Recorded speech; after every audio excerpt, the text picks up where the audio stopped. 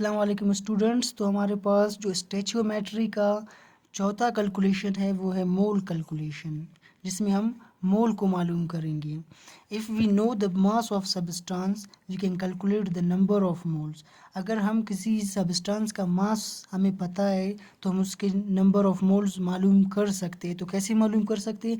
By dividing the mass of substance and by molar mass. हम divide करें जो given mass of substance है और उसको मोलर मास के साथ अगर हम डिवाइड करें तो हमारे पास मोल्स आ जाएंगे। जैसे कि यहाँ पे आप देखें मोल्स है is equal to given mass upon या ओवर मोलर मास। अगर हम गिवन मास को मोलर मास के साथ डिवाइड करेंगे तो हमारे पास मोल्स आ जाएंगे सबस्टांस के। अब एक एग्जांपल हम इसका देख लेते हैं। How many moles are present in 20 gram of NaOH।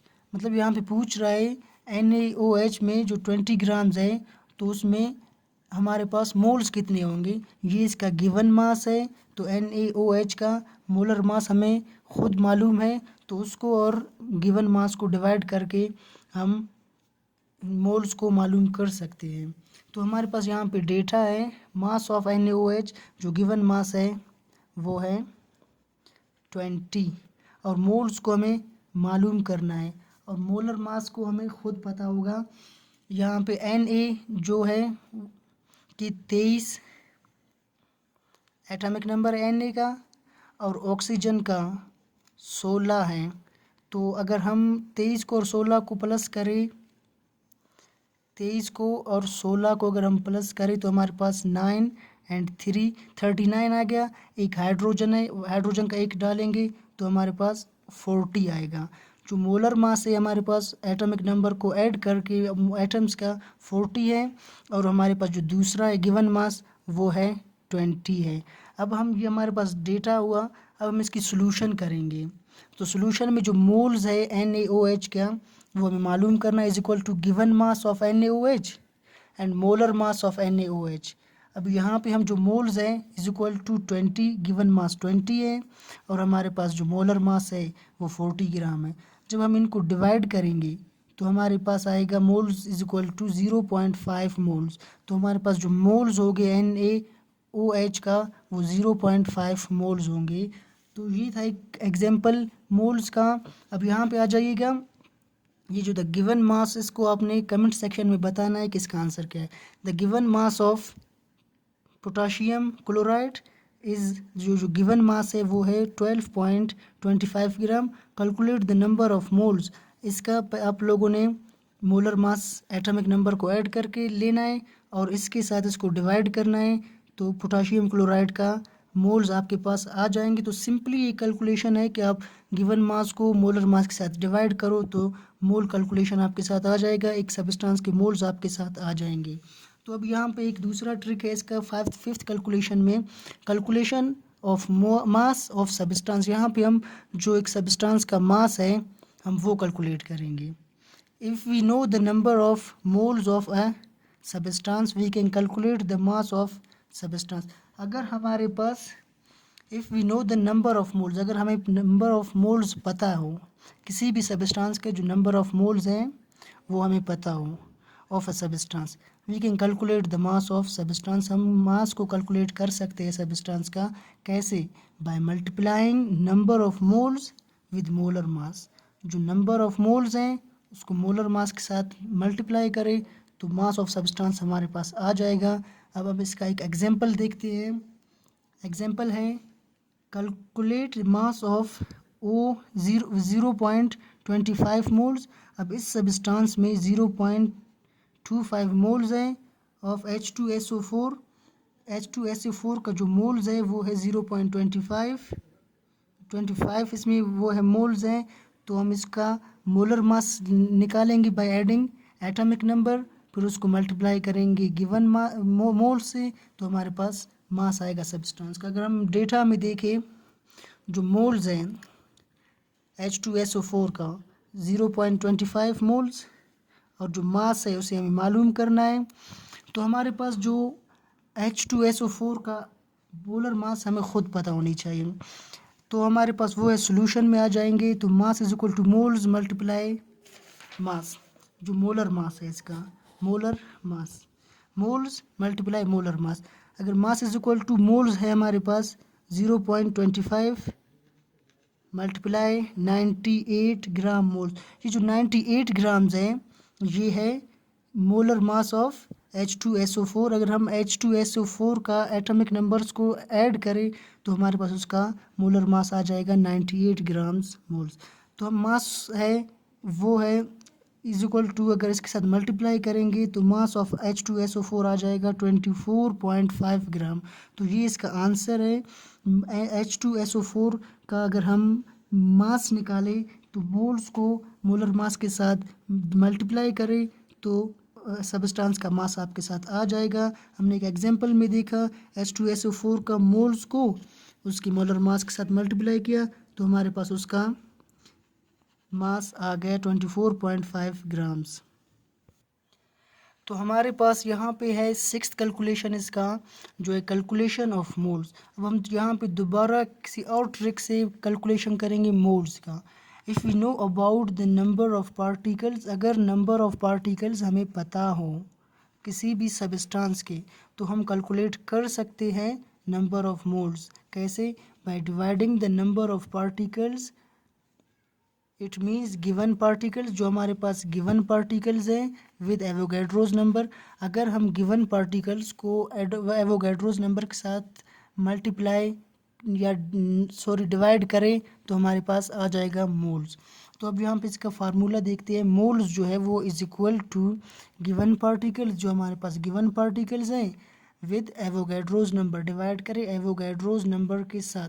यहाँ पे हमारे पास एक एग्जांपल आए, एग्जाम्पल देखेंगे कि कैसे। सुक्रोज टेबल शुगर, सुक्रोज है उसे हम शुगर टेबल शुगर भी कहते हैं।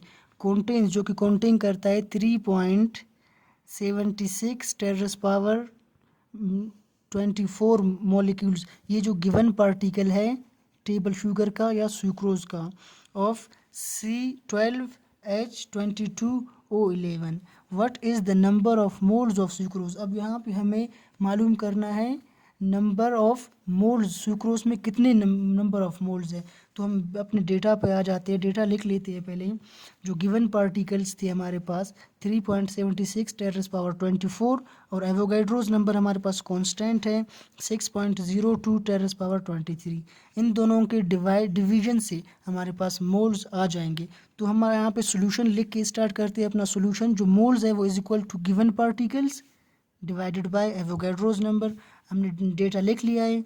मोल्स को यहाँ पे ये गिवन पार्टिकल लिखेंगे 3.76 terrace power 24 moles, 6 point Avogadro's number के साथ डिवाइड करेंगे 6.02 टेरेस पावर 23 मोल्स। अगर हम इनको को डिवाइड करें तो मोल्स होते हैं सुक्रोज के, जो मोल्स आ जाएंगे हमारे पास कैलकुलेटर से। अगर हम इनको डिवाइड करें तो हमारे पास एक साइंटिफिक कैलकुलेटर आता है, उससे हम इसको अगर डिवाइड करें तो हमारे पास आंसर आ जाएगा। मोल्स होते हैं जो सुक्रोज के वो होंगे 6.25 मोल्स। तो ये हो गया इसका आंसर। और एक एग्जाम्पल था, और दूसरा एग्जाम्पल आप खुद करेंगे और कमेंट सेक्शन में अपना आंसर बताएंगे ज़रूर।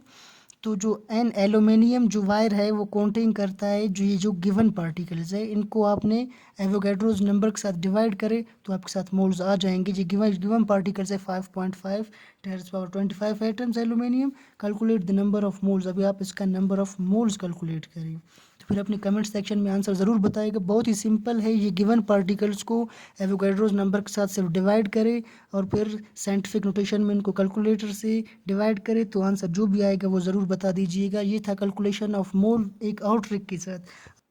तो स्टूडेंट्स हमारे पास जो सेवन्थ कैलकुलेशन है वो calculation of numbers of particles. जो सेवन्थ कैलकुलेशन में हम कैलकुलेशन ऑफ पार्टिकल्स करेंगे कि किसी सबस्टांस में कितने पार्टिकल्स होते हैं। पार्टिकल्स मीन्स कितने एटम्स होते हैं।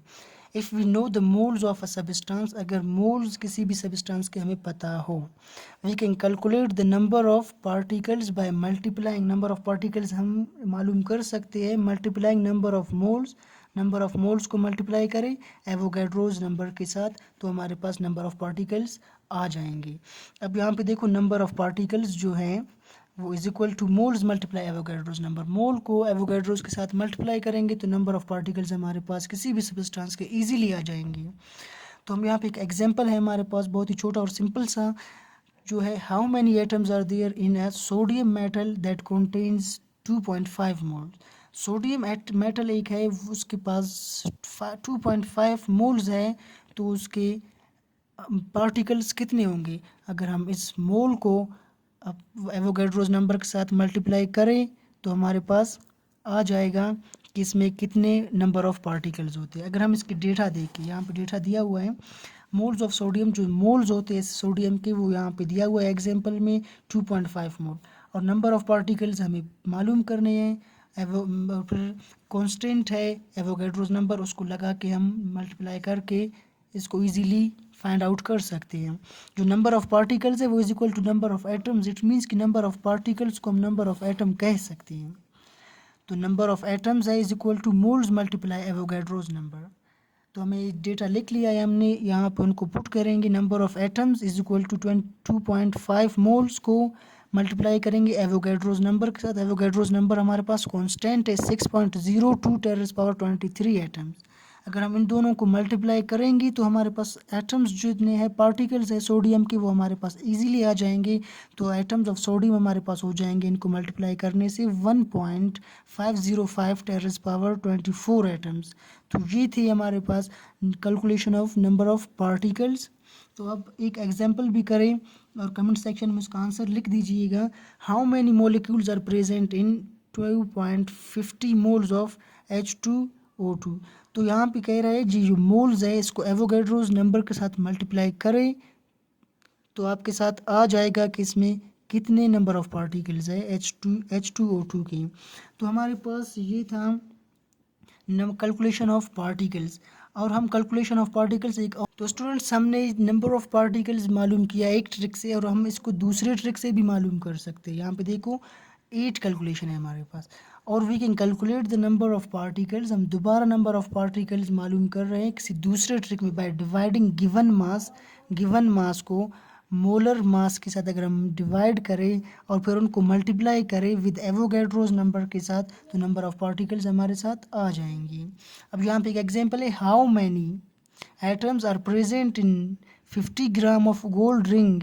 मतलब यहाँ पे पूछ रहा है कि जो गोल्ड रिंग है उसके साथ गिवन मास उसका है 50 ग्राम।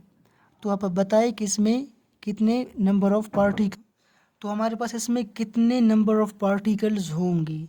जो गोल्ड रिंग 50 ग्राम जिसका गिवन मास है, फिर इसका मोलर मास निकाल के इन दोनों को डिवाइड करेंगे, फिर एवोगैड्रोस नंबर के साथ मल्टीप्लाई करेंगे, हमारे पास नंबर ऑफ पार्टिकल्स आ जाएंगे गोल्ड रिंग के। तो डेटा हमारे पास दिया हुआ है, जो मास है गिवन मास है वो 50 है। तो मोलर मास इसका है गोल्ड रिंग का हमने निकाला हुआ है 197 है। और इनके एटम्स जो एवोगैड्रोस नंबर है, ये एटम पार्टिकल्स मालूम करना है। एवोगैड्रोस नंबर कांस्टेंट है हमारे पास 6.2 टेरेस पावर 23 है। तो हम इसका अगर सोल्यूशन लिखें और गिवन डेटा को ऐड करें तो हमारे पास आ जाएगा जो एटम्स है या पार्टिकल्स है वो इज इक्वल टू जो गिवन मास है वो है 50 और जो मोलर मास है 197 और मल्टीप्लाई 6.02 टेरेस पावर 23। अगर हम इनको डिवाइड करें सबसे पहले तो एटम्स जो हमारे पास जिनको गिवन मास और मोलर मास को डिवाइड किया हुआ है तो वो हमारे पास आ जाएगा 1.529 मल्टीप्लाई 10 पावर 23। पहले हमने इन दोनों को मल्टीप्लाई किया, डिवाइड किया और इनके साथ मल्टीप्लाई किया, फिर हमारे पास ये आंसर आ गया। पहले इन दोनों को मल्टीप्लाई करें, फिर साथ में जो आंसर आएगा उसको इनके साथ मल्टीप्लाई करें, तो आंसर आएगा 1.529 टेरेस पावर 23 एटम्स हो जाएंगे गोल्ड रिंग में हमारे पास। तो ये था कैलकुलेशन ऑफ पार्टिकल्स दूसरे एक ट्रिक से।